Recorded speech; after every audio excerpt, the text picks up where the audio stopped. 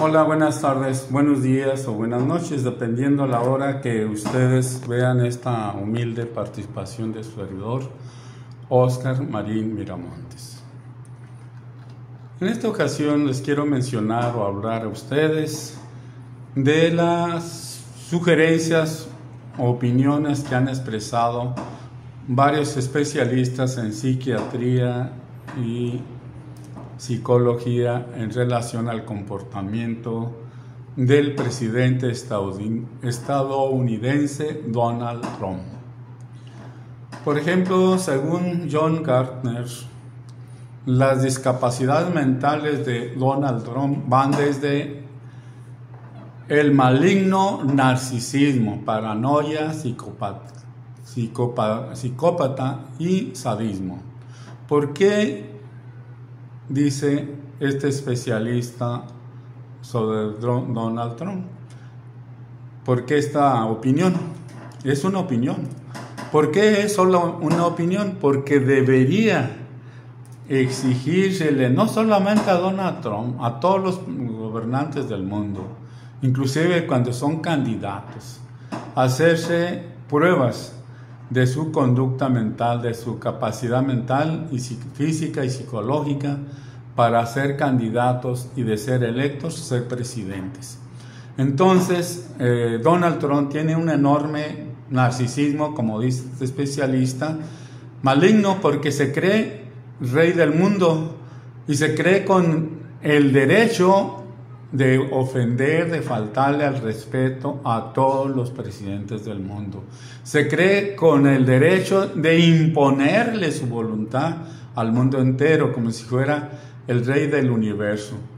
Por eso el presidente de el Brasil, Luiz Inácio Lula da Silva, ha dicho que el presidente estadounidense ha sido electo por el pueblo norteamericano y por ese solo hecho él le respeta, no importa su orientación política o su concepción del mundo. Dice, para mí los presidentes que son electos de cada uno de los países, sean de izquierda o de derecha, yo siempre estoy dispuesto a negociar con ellos, a tratar con ellos, a buscar negociar con esos presidentes porque es la voluntad de cada uno de sus pueblos. Y repite, el gobierno de Estados Unidos, a Donald Trump, le ha faltado al respeto al presidente de el Brasil. Dice, no a mí, al presidente del Brasil.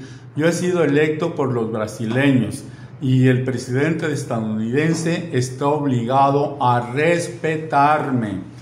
Que no acepto y no es correcto que a través de una red social le imponga al Brasil aranceles. Dice, yo estoy dispuesto a negociar yo siempre he sido negociador y estoy dispuesto a negociar con Donald Trump, pero es obvio que no quiere hablar conmigo, porque si quisiera hablar conmigo, pues ya lo hubiese hecho. Yo estaría dispuesto a hablar en el momento que sea. Lo mismo ha pasado con el primer ministro de la India, Narendra Modi, que también ha utilizado la red social para imponerle aranceles al presidente, a China, pero sin hablar con Xi Jinping, presidente de China, a tal grado de que ya se han estado convocando estos presidentes y primer ministro de la India para reunirse el grupo de los BRICS para tomar un acuerdo común y hacer causa común contra los aranceles de Donald Trump. Aquí vale la pena recordar que los BRICS son 5 países fundadores, pero ya son varios países, cerca de 20 países que se han sumado a los BRICS. Hay países africanos, países ¿cómo se llama? De África, de América Latina. Tenemos, por ejemplo, a Cuba, Venezuela, tenemos a Colombia y otros más países, Nicaragua, que ya son parte de los BRICS. Esto significa que poblacionalmente el grupo de los BRICS representan el 40% de la población mundial. Y del Producto Interno Bruto representa poco más del 30%, mientras los países del G7, que son los países capitalistas más desarrollados, o de Europa Occidental, apenas un poco más del 20%, 23%, algo así. Entonces, pues probablemente esa sea la preocupación precisamente de Estados Unidos, que encabezan a los países de Europa Occidental a tal grado que les impone condiciones como que no le cobren un solo impuesto, ningún arancel a sus productos, y sí aceptaron los europeos a través de la señora Ursula von der Leyen que les cobre el 15% de aranceles, y además les impone que le compren armamentos por más de 700.500 millones de dólares. Y además se comprometieron a invertir en Estados Unidos 600.000 millones de dólares. O sea, ¿qué está pasando con Europa? Se está descapitalizando. Ya tiene problemas muy serios. Por eso, esto está provocando una crisis muy grande.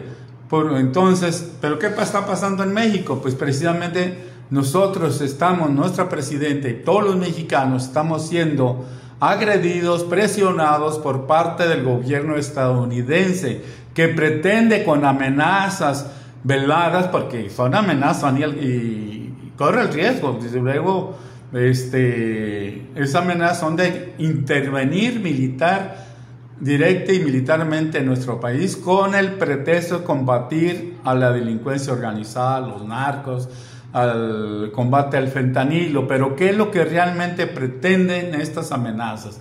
Lo que pretenden es que el gobierno mexicano les permita a las empresas transnacionales apoderarse de nuestro petróleo, de nuestro gas, de litio, de todos nuestros recursos naturales, que no nos paguen bajos salarios, o sea, precarizar los salarios, como lo hicieron durante 30 años los gobiernos del PRI y del PAN, desde Miguel de la Madrid, pasando por Zedillo, pasando por Fox, Calderón y Peña Nieto. Inclusive llevaron a cabo reformas constitucionales para entregar nuestro petróleo a las transnacionales.